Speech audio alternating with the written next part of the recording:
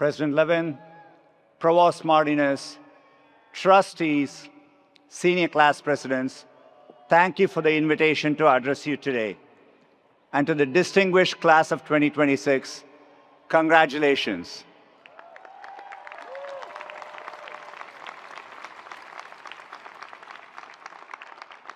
I must warn you all, this is only the second commencement speech I've ever given. The first was literally in my backyard. It was the spring of 2020, right in the middle of COVID and lockdowns. We were filming a YouTube commencement for the graduates who couldn't have their own celebrations like this one. When I look back on it, I see a time of great anxiety. I see the empty space where there should have been an audience. I see the haircut I gave myself right before filming. In fact, I really wish I could unsee it. Today, what I see in front of me is how graduation should be. Graduates celebrating together and with the people you love who have supported you on your journey. Your parents, relatives, friends, professors, and everyone who helped you reach this milestone. Let's give them another round of applause. They deserve it.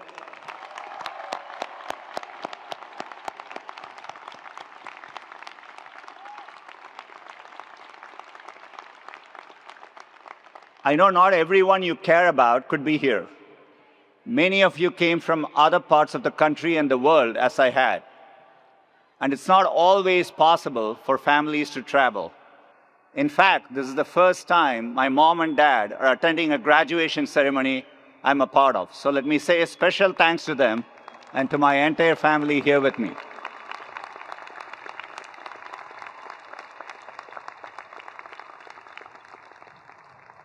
I know today is about giving you all advice, but people have also been giving me a lot of advice on what to say. Actually, it's been the same advice, and it's about what not to say. People thought it would be really difficult for me. It's the last two letters of my last name after all. In all honesty, the topic is truly immaterial to what I want to share with you. The most timeless advice I've learned is technology agnostic. It's about you, the life you want to build for yourself, and the choices that help you pursue that life. Some of you know what you're pursuing already. Congratulations. Enjoy closing down the Rose and Crown now. It gets tougher with a day job. Many of you may have absolutely no clue.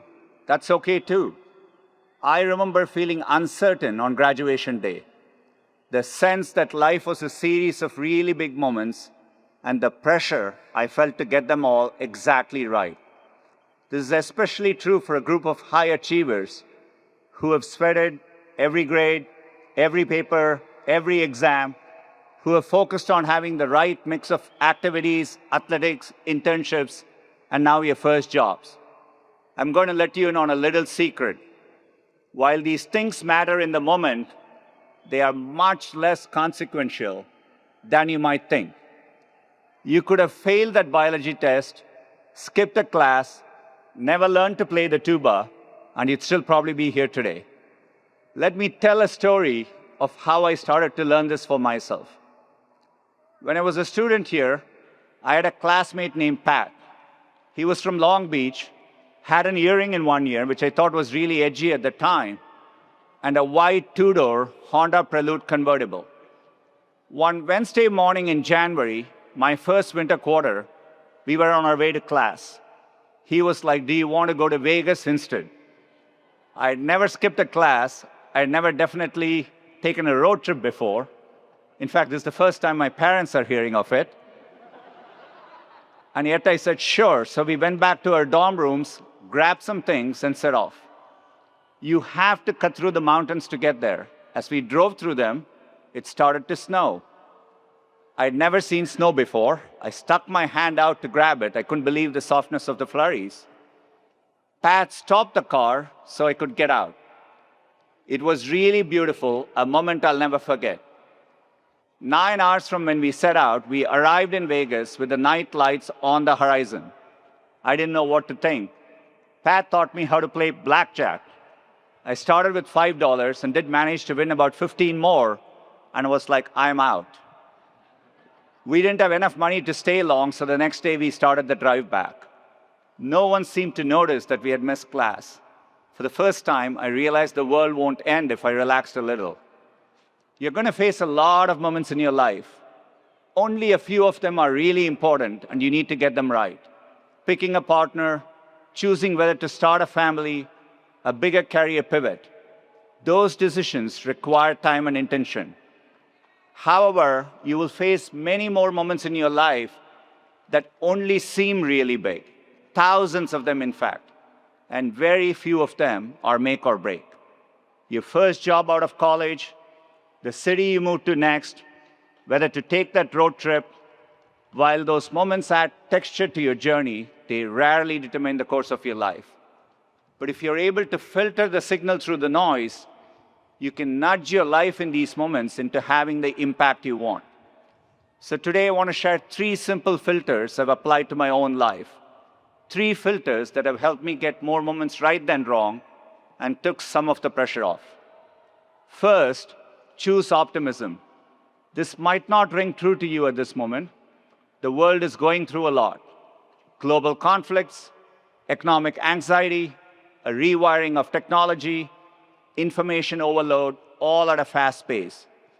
It's easy to look at the news of the day and think that we are living in uniquely challenging times. For me, it's helpful to remember that each generation has faced hardship in their own way. We don't get to choose the world we graduate into, but we do get to choose how we frame our circumstances. This was something my parents instilled in me at a young age. I grew up in the vibrant city of Chennai, India. It was a comfortable life for the most part, but in those early years, we had some challenges. We worried about severe drought and whether the water trucks would arrive in time. And for us, technology came slowly. We had to wait years to get a telephone, a TV, a refrigerator. Each changed our lives in meaningful ways. My parents never let the constraints limit my imagination of what was possible. It's the reason I even let myself dream I could one day work in a faraway place called Silicon Valley. When the call from Stanford came, my father spent the equivalent of a year's salary to buy my ticket. It was my first time on a plane. When I landed in California, it wasn't exactly as I'd imagined. I remember that first drive down 280 coming from the airport with my host family. If you're not from here, California is advertised as being really lush and green. But when I looked out the window, it was more brown. I guess I said this out loud, I'm not sure why. My host, Mrs. Jane Earl, gently corrected me. We prefer to call it golden, she said. And that's exactly what I mean by choosing optimism. It's about reframing for the positive. Where I saw brown, she saw golden. This slight change of perspective had a huge ripple effect on how I thought about the world around me. Lush forestry wasn't all that was misadvertised, if I'm being honest. The ocean looks warm and inviting on the brochure. A Stanford professor even emailed me before I accepted and used the beautiful beaches as a selling point. So the first time I went to the beach in Santa Cruz, I ran fully into the water. It was not warm. I've since learned that the Atlantic can be warmer, which, by the way, is the only reason Stanford joining the ACC makes any sense at all. Despite the brown hills and the cold ocean, it seemed like almost everyone I encountered had a generally positive outlook on life. Maybe it's because you can wear shorts all year, I don't know.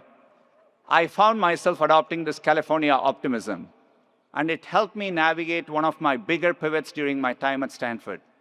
I came here fully intending to get my PhD and to move into academics. Life had other plans, and I needed to get a job sooner. So I left my doctorate program, and Stanford was generous to offer me the chance to fulfill the requirements for a master's. I could have seen it as the end of a dream, but thanks to Mrs. Earl, I was able to see that particular brown hill as golden. In that moment, I chose optimism. The second filter is to gravitate towards working on hard things. I'd love to tell you I was an immediate success after leaving Stanford. I wasn't. Even a decade later, I felt like I wasn't on the right path and took me a while to find my footing. Until I applied to Google, I had my final interview there in 2004. It was April Fool's Day and the day Gmail launched. So when my interviewer asked me about it, I wasn't sure if it was a joke or a real product. That's because at the time, 1 gigabyte of free storage for everyone felt super ambitious and almost impossible. A couple years into the job, I got my chance to work on a seemingly impossible problem too. It was around this time that the internet was moving into a new phase. The web was evolving from simple web pages to rich applications. There was a group of us that felt we could reimagine the browser to be much better and faster, and we had an early prototype that we thought was pretty good. Internally, there was a consensus that building a browser would be incredibly difficult, requiring hundreds of engineers. We had a group of about 10. The consensus was right. It was going to be really hard. In some ways, we were naive, and it's good to be a bit irrational when you approach new things. And in 2008, we launched what we thought was a great browser. We had 8 million users in the first 24 hours, and the reviews were really positive, and then user growth stagnated. After a year, we had around 2% share. I remember Steve Ballmer, the CEO of Microsoft, made fun of Chrome in an interview and called it a rounding error. It could have been demoralizing, but with that California optimism, I told the team that the fact he went out of his way to dismiss us meant we were doing something right. We kept going, setting highly aggressive stretch goals to keep the team pushing. We rapidly iterated, shipping the browser every 6 weeks, while others shipped one maybe every 6 months to a year. Success began to follow. Working on hard things has taught me a lot. It typically attracts other great and optimistic people. And even if you miss meeting the high goals you set, you will still achieve something great. So when you have the choice to work on something hard, say yes. And the third filter I use, when all else is equal, do the thing that excites you. For me, there has always been access to technology. The more access my family had, the better our lives got. I didn't have much access to a computer until I came to Stanford. So you can imagine my surprise when I walked into Suite Hall and saw rows and rows of computers that I could use anytime I wanted. It was 1993, and the internet was being built literally all around me. I saw it as a fundamental enabler of human progress. The idea that I could be a part of bringing it to as many people as possible was exciting. It's why I took the offer at Google, why I jumped at the chance to work on projects like Chromebooks and Android later on. Several years ago, I remember meeting a group of women in rural India using Android smartphones for the first time to learn new trades, to speak with loved ones far away. And I remember visiting a classroom in Pittsburgh and seeing students from different backgrounds learning through the products I helped to build. Seeing computing change people's lives as it had changed mine was the most exciting thing in the world to me. So as you look at your own path, don't focus on the thing your parents want you to do, or the thing all your friends are doing, or that society expects of you. Instead, think about the things that keep you chatting excitedly with your roommate late into the night, and go do those things. Class of 2026, I genuinely believe you're the most capable class in history, at least until next year's class. That's how progress works. You have thousands of moments ahead of you. The important thing isn't to get them all right, it's to find a way to keep moving forward. Sometimes we end up somewhere wonderful, like a beautiful snow-capped mountain. Other times we end up in, well, Vegas. Both are a gift. You already have the California optimism to see life's golden hills and a Stanford diploma proving you can do hard things. Now go out and set your heart ablaze.